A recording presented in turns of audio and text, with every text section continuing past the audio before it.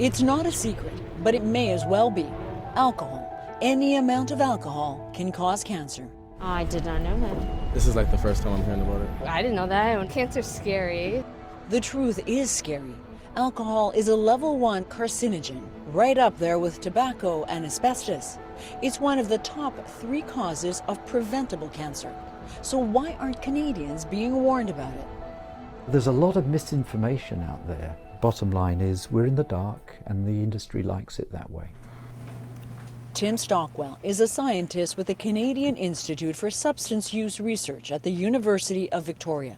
He wants people to know the truth. We probably think alcohol's good for you in moderation, and the industry's been very strong at promoting that message. Is there any safe amount of alcohol? Nothing's completely safe. Even drinking 1 drink a day increases your risk of some cancers, including for a woman, breast cancer, but also cancers of the digestive system. And the risk increases with every drink you take. Kathy Andrews had no idea that the wine she enjoyed most nights before she got pregnant was dangerous. The Vancouver resident ran into the truth after she was diagnosed with breast cancer in 2016. Some of the risk factors for me was that I'd been through IVF with my child and then pregnancy, as well as a stressful lifestyle and drinking, not exercising enough. So all of those things I think played a role. When you look back now, how much did you know about the risk alcohol carries? Well, very little. I think there's a lot of mixed messages in the media about alcohol and how it actually can be quite good for you, especially for your heart. What I discovered was that there's quite a lot of research around the connection between alcohol and breast cancer. And what did you think when you read that? Why don't I know this? Most Canadians don't know that their cocktail should come with a cancer warning, and drinking is so normalized, so celebrated, the truth is hard to swallow. Alcohol was linked to 7,000 new cancer cases in Canada in 2020 alone. And those studies that suggest drinking can be good for you, they've been debunked. Dr. Fawad Iqbal is a radiation oncologist at the Durham Regional Cancer Centre in Oshawa, Ontario. I treat common cancers, treat lung cancer, breast cancer, and colorectal cancers. And I've never, ever had a lung cancer patient ask me, did smoking cause my cancer? Whereas breast cancer and colorectal cancer, pretty much most people don't know that alcohol causes cancer. What do you think about that? It's shocking, I guess I would say. Like, we have warning labels on everything I can think of. I bought my kids fishing rods this summer. Their fishing rods had warning labels that says, this fishing rod can cause cancer. Whereas, a level 1 carcinogen that is everywhere has no particular warnings on it.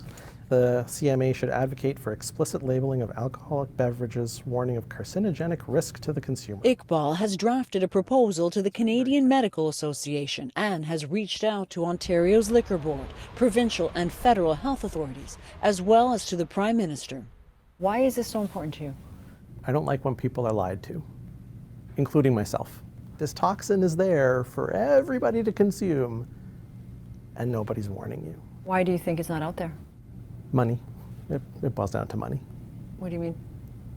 Alcohol is a $1.5 trillion a year industry. They'll lose money.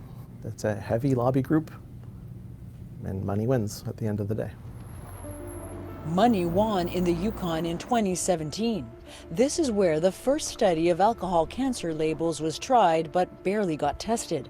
Less than a month after researchers put warning labels on alcohol spelling out the cancer risk, they came off under pressure from the alcohol industry. There's examples of emails from the liquor industry. Stockwell was one of the study leaders.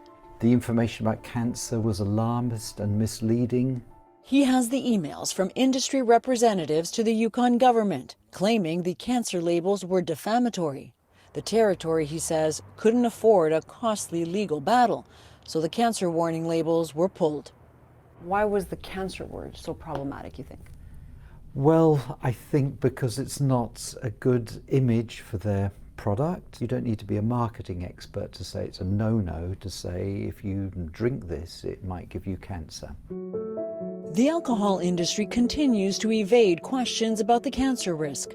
We asked Beer Canada, Spirits Canada, and Wine Growers Canada whether they accept the link between alcohol and cancer and whether they believe they have a responsibility to inform consumers of that risk. All three focused their answers on the need to drink responsibly and in moderation.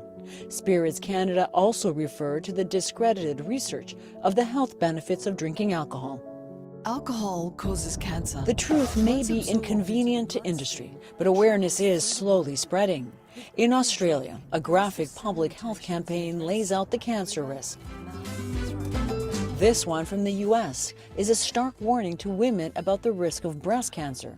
And just before the pandemic, British Columbia's Fraser Health Authority ran posters spelling out the cancer risks to everyone. And the Yukon study the industry tried to suppress? It's being cited by researchers around the world because it proves information does have an impact. Even though the cancer labels were taken off early, people remembered them and the other labels that stayed on. By the end of the study, alcohol sales dropped by 7%. Another key finding? People were furious that this existential threat that is masquerading as something safe and glamorous and normal, and it's slowly killing people. Anyone who understands those facts would feel there's a moral obligation on the government to tell its citizens about these risks. Several European countries are considering cancer warning labels on alcohol. We asked Health Canada if it plans to do the same.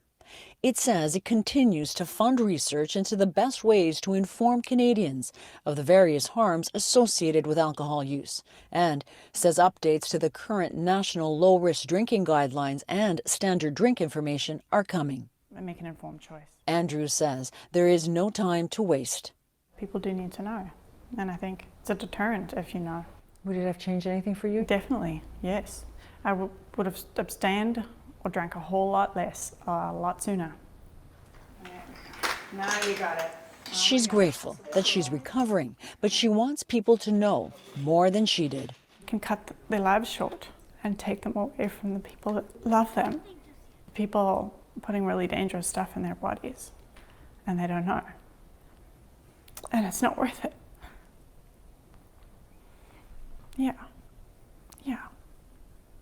It's not worth it. Knowing the risks, she says, means knowing how much you're willing to risk too. Joanna Rumiliotis, CBC News, Vancouver.